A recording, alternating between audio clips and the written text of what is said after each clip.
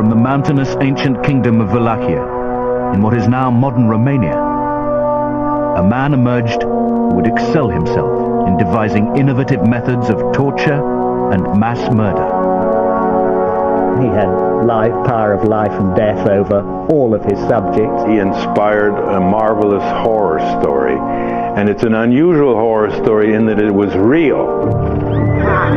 In a bloody 6-year reign, the ruler of this kingdom brought terror to citizens and foreigners alike.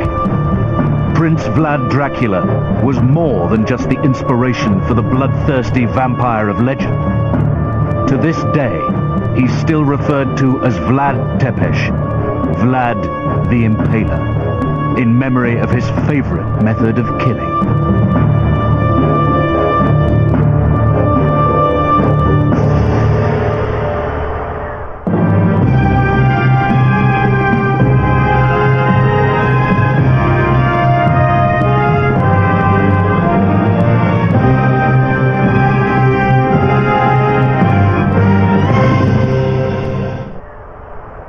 From his birth in 1431, Vlad's home of Wallachia was racked with instability and unrest. Wallachia in the 15th century was a small and backward principality. It faced two great powers, the Ottoman Empire to the south of the Danube, and then the Kingdom of Hungary to the west. So the scene was set for a conflict between the two great powers, and it was in between these powers that the story of Vlad unfolds. As son of the Prince of Wallachia, Vlad was initiated into the Christian Order of the Dragon, a select group of European royalty dedicated to crusading against the infidel Turks and defending an empire in the name of the cross. The Ottoman Turks, they were the most successful fighters for Islam in the 15th century. Nobody could rival them in terms of spreading the religion.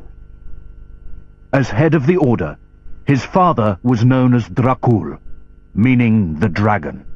Vlad was very proud of the fact that his father got this very select honor. So he called himself Dracula, which means son of him who had the Order of the Dragon. In 1442, the Turkish invasion of Transylvania left Wallachia vulnerable to its Hungarian enemies. With his throne under threat, Vlad's father made a deal with the Ottoman Sultan. Wallachia went through a series of rulers rather rapidly, and it was in the interests of the Ottoman Sultan to keep them under control. They didn't try to overrun and conquer the land. They tried instead to extract tribute from the Wallachs and to demand troops from them if they needed them for their army. To seal the deal, Vlad's father sent his 2 young sons as tribute to the Sultan in Adrianople, right into the lion's den. You had to leave an insurance policy. And the best insurance in this case was to leave your 2 sons on the premise that you wouldn't dare go to war and risk the lives of your sons. But as a matter of fact, the father did and knew what he was doing. We have a letter from the father to the citizens of town in Transylvania saying, "How can you doubt my convictions? I've sacrificed my own sons in the Christian cause." Vlad was 13 and a hostage in a strange land. You have to think about this for a moment. Look, you're a young boy, your father leaves you, you're bereft of your mother goes back with the father. You're among these Turks. You don't know Turkish. You don't know Islam. You're a Christian. I mean, it's a strange place, it's weird religion. It definitely has affected him as a teenager. It could not have not affected his way of thinking. He had this hatred very much imprinted in him and this desire of revenge. Vlad's growing sense of abandonment and betrayal spawned a severe hatred for the Sultan and his court.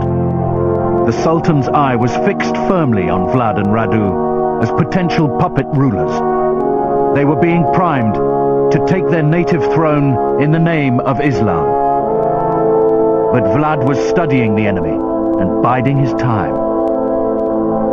The most important thing was probably military, and I suspect that Vlad and Radu would have had a good military training in the Ottoman court. They would learn about warfare, particularly riding, how to fire a bow, swordsmanship, because being a member of the ruling class, which is what they were destined to become, meant also that you had to fight on the battlefield, and indeed you had to lead armies. And having learnt that, then they would have to learn the rudiments of Islam. It was here that Vlad witnessed the fear-inducing effect of public execution. Generally, executions were fairly public, because the whole purpose of them was to show the power of the Sultan, and also to encourage people not to step out of line. Unlike Vlad, Radu had become fully indoctrinated into Ottoman culture and its army. His younger brother has given in to the Sultan and gone over to the Sultan and becomes a minion, a puppet.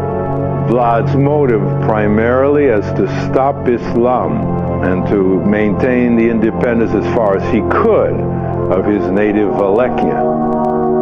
He wanted to be ruler. His brother really accepted the Turkish way of life. He wasn't interested in war. Radu was not. He was interested in just being a prince and being pampered and leading the easy life. For Vlad, that was unthinkable. He had a fight, he had a motive, he was driven, and this was not something he could accept. So the relationship between him and his brother was terrible. To Vlad, Radu was a traitor, never to be trusted again. In 1448, Vlad's father was murdered by the power-hungry Wallachian nobility in a plot to take the throne. After 6 long years in exile, Vlad's chance to rule had finally come. The Turks raised their army and put Vlad at the helm. He was to be the Sultan's new prince of Wallachia. But within 3 years, Vlad had turned on the Sultan and had thrown him out of what was now his realm. Barely 25 years old, Prince Vlad Dracula began his infamous and bloody reign. He came back to a country that was unstable. He had no idea who was for him, who was against him, who would help him, who would defy him. At first it appears he was a popular ruler because he seemed to be independent, which was something they hadn't seen in a long time. Once in power, Prince Vlad increased security by building thick battlements, watchtowers, and underground tunnels. Vlad Tepes really changed the way Wallachia looked by building a whole set of new fortresses, of using new key points that he reinforced. He knew he was on the brink of war with the Turks, that was clear. He was preparing then his country. To the new prince, Wallachia was now a war state. Once prevention of foreign attack was completed, he turned to ensuring the loyalty of the nobility. He assembles all the boyars, the nobles, to a great feast, and he wined and dined them.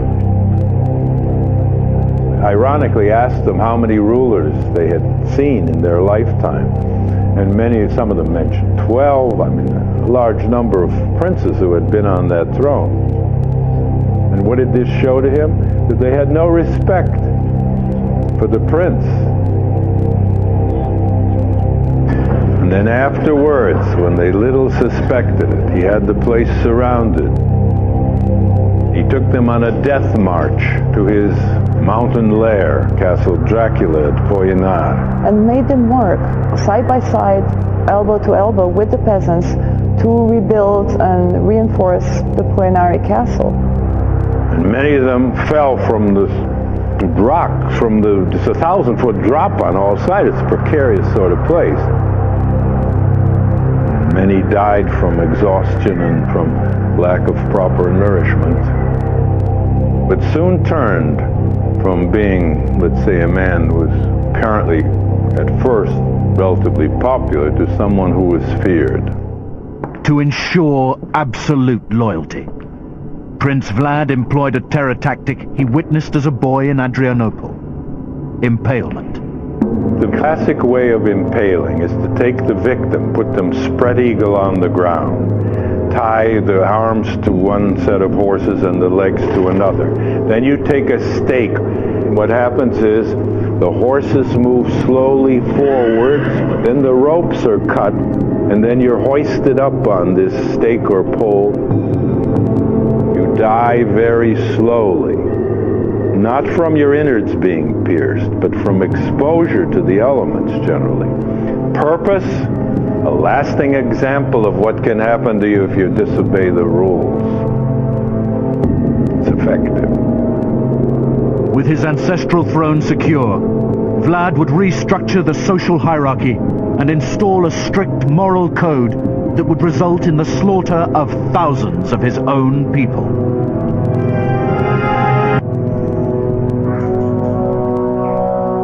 Having established himself as sole sovereign, and with his court cleansed of disloyal noblemen, Vlad turned to restructuring the gentry to create a new nobility, loyal only to him.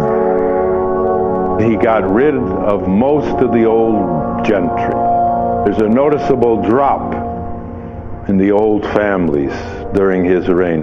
What did he do? He replaced them with lower gentry, who'd be beholden to him and more loyal, more trustworthy.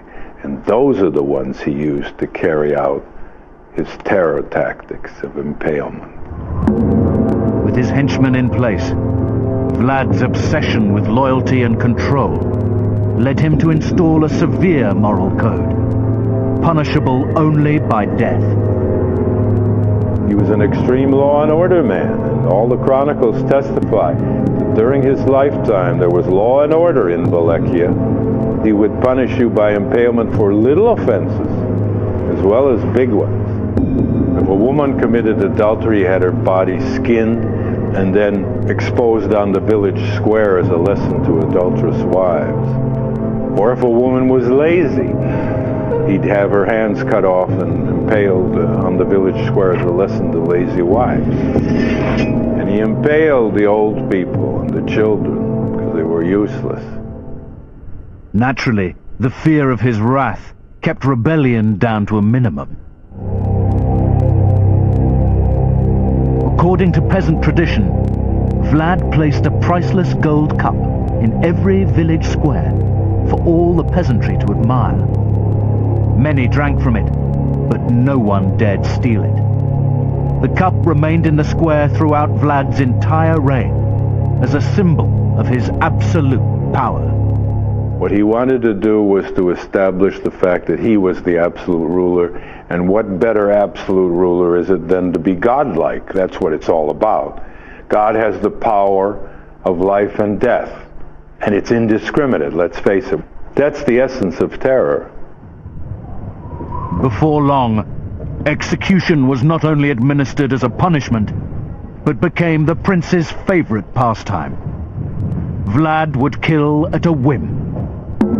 Vlad liked to dine amid his impaled victims in his local city, and the stench must have been unbearable throughout the place. He would have the blood gathered in bowls in front of him, and he took bread, dipped it in the blood of his victims, and slurped it down. In fact, one case, a Polish nobleman held his nose. He was there, having dinner with Vlad. And Vlad turned to him and said, "What's the matter with you?" And the fellow said, "My lord, I can't stand the stench of these rotting corpses all around." He said, "Very well, I'll take care of that."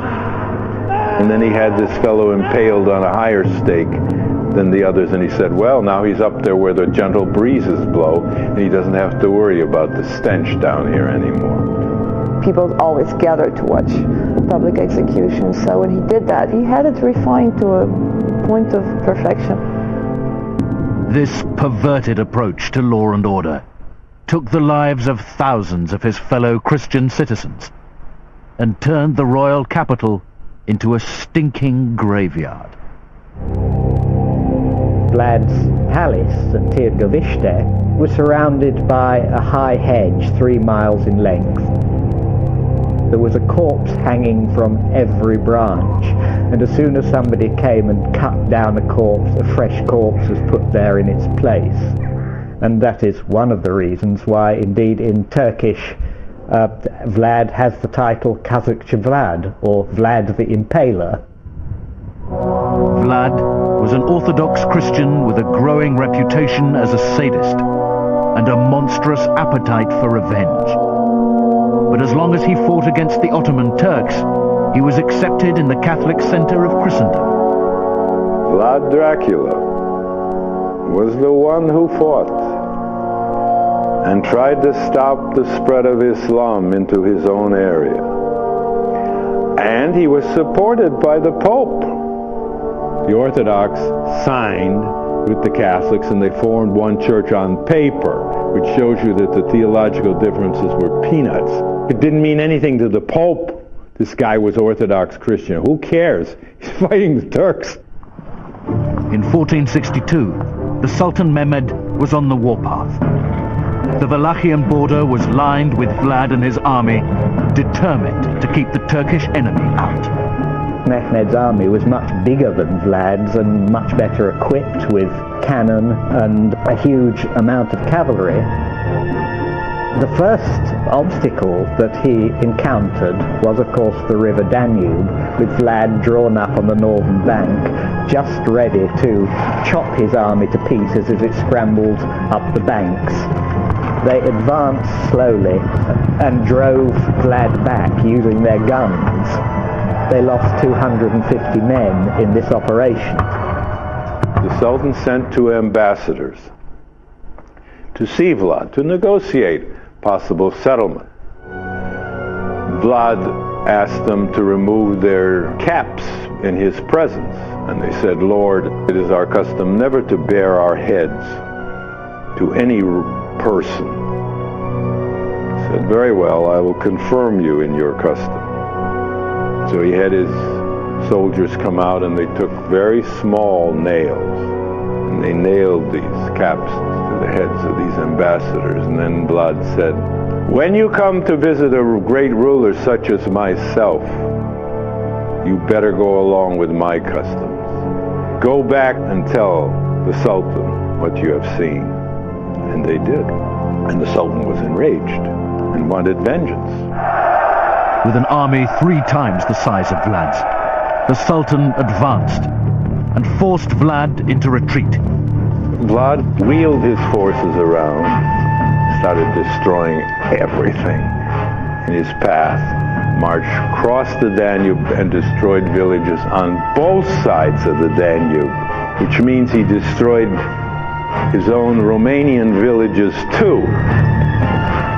Vlad burned food stores and poisoned wells to slow the invading army.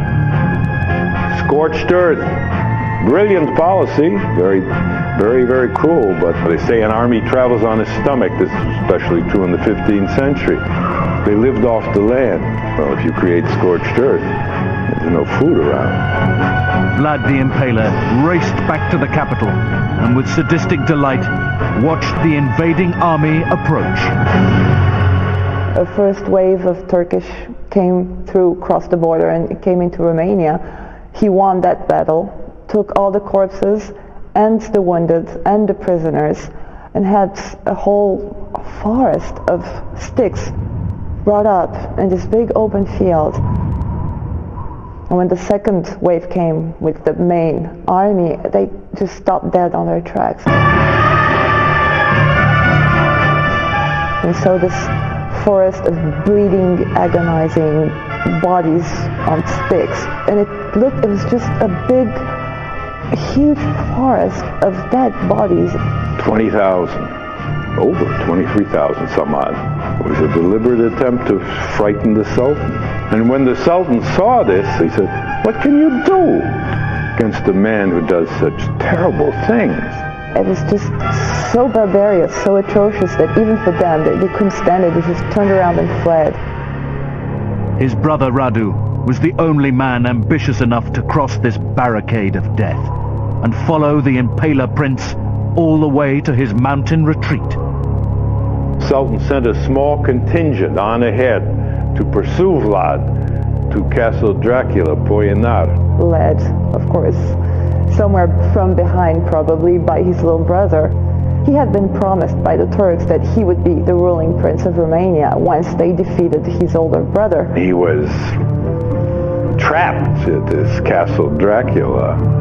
I mean, he was no longer capable of mounting any campaign against the Turks, and they besieged the place, and Vlad then escaped with the help of some gypsies, actually, through a tunnel, and had his horses shod backwards, shoes backwards to confuse pursuit, and escaped over Figarash into Transylvania. Amazing. Vlad the Impaler had repelled the massive Turkish army and escaped, outwitting his brother Radu, only to be captured by his other enemy, the Hungarian king. Vlad's blood-stained throne was filled by his hated brother. When they got rid of Dracula, they put this puppet on the throne, Radu the Handsome, who was, after all, a native Wallachian, okay, but he was also a pawn of the Turks. Almost 12 years after his capture, Vlad was released. With the Hungarian borders under threat from the advancing Turks, Vlad united with the king in the fight against the common enemy. Vlad was finally on his way home. Soon after Radu's death in 1475, Vlad the Impaler reclaimed his place as Prince of Wallachia. Still mourning the bloodbath of his past atrocities, the citizens could only see death and destruction in their future. Within 2 months of his ill-fated reign, Vlad's decapitated body was found in a murky bog, just miles from the capital. According to peasant tradition, in the final battle against his Turkish enemy, Vlad was murdered by the Sultan's hired assassin. His head was cut off, encased in honey to keep it in good shape, and sent to the Sultan as proof that Kaziklo Voyevoda, the impaling prince, was finally dead. Vlad's severed head was presented on a high stake for the crowd to witness that the great impaler had himself been impaled. As the bloodthirsty murderer of some 100,000 people, Vlad the Impaler would be immortalized as the infamous vampire Dracula, whose legend continues to evoke fear in the hearts of all that know of him. We're heading out to the battlefield after the break to learn about the terrifying challenges facing medics during the Battle of the Somme.